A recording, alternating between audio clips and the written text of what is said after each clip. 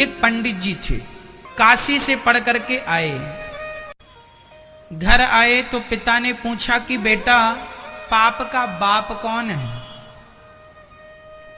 उन्होंने पूरे वेद पुराण उलट पलट लिए पर कहीं उन्हें पाप के बाप का नाम नहीं मिला।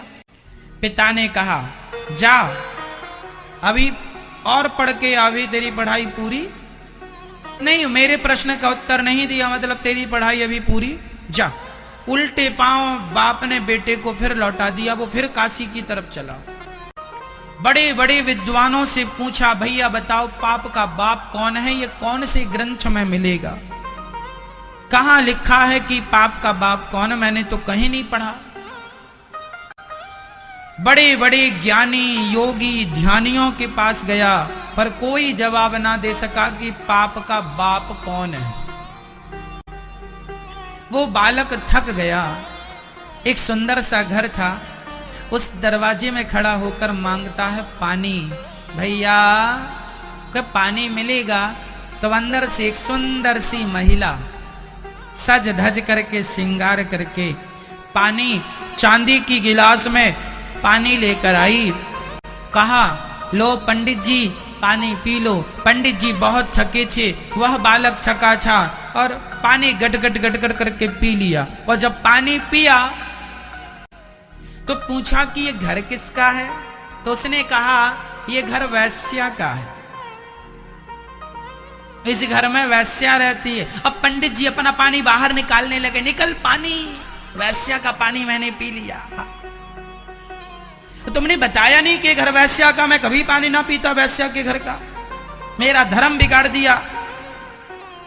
उस महिला ने कहा पंडित जी अब धर्म तो देखो बिगड़ ही गया, गर्मी बहुत है, आओ अंदर बैठ जाओ।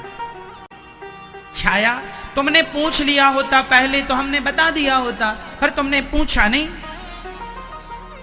तुमने पानी पीने के बाद पूछा तो हमने, आपने पानी मांगा, हमारा धर्म था पानी देना, दिया। गर्मी बहुत है, कहीं छाया नहीं, आओ थोड़ी देर बैठ जाओ। पंडित जी बोले चलो ठीक है बैठ जाते हैं, पर हमें प्रायश्चित करना पड़ेगा, तुम्हारा पानी पी लिया वैश्याओं के घर का, हटो यहां से। वैश्या अंदर गई,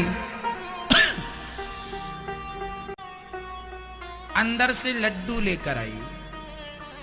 पंडित जी पानी तो पी ही लिया, बैठे ही हो, भूख लगी होगी, जरा दो चार लड्डू खा लो। पंडित जी बोले राम राम राम, तुझ वैश्या के हाथ का हम लड्डू खाएंगे।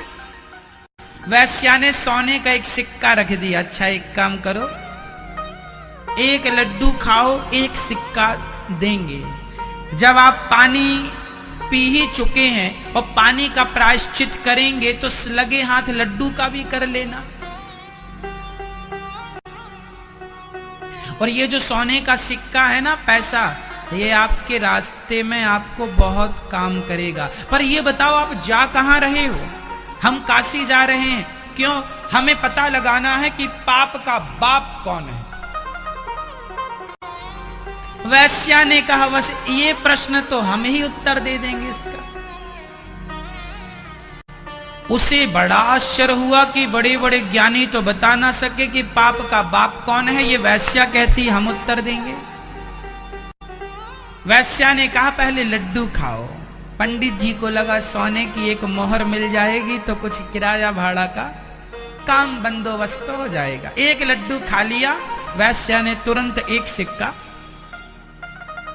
रख दिया। दूसरा लड्डू वैश्या ने कहा अब एक और खा लो। पंडित जी ने कहा एक खा लिया बहुत है, अब इसी का प्रायश्चित करना पड़ेगा। नहीं तुम्हारे हाथ का नहीं खाएंगे, तुम वैश्या हो।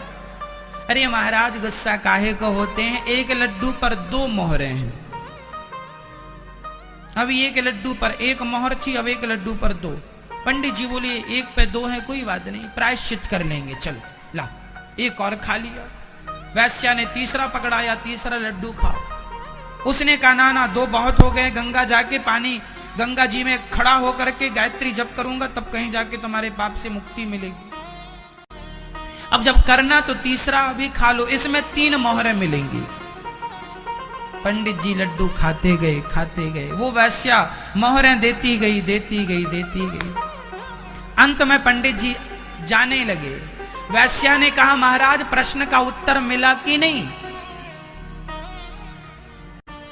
बोले नहीं मिला, काशी में जाके पता लगाऊंगा। वैश्या ने कहा, महाराज आपको अभी भी पता नहीं चला? आप मेरे घर में लड्डू खाए, मुझ वैश्या के हाथ का खाना पाप है आप ब्राह्मणों के लिए, पर फिर भी आपने खाया। बताओ किसके लिए खाया? मोहरों के लिए।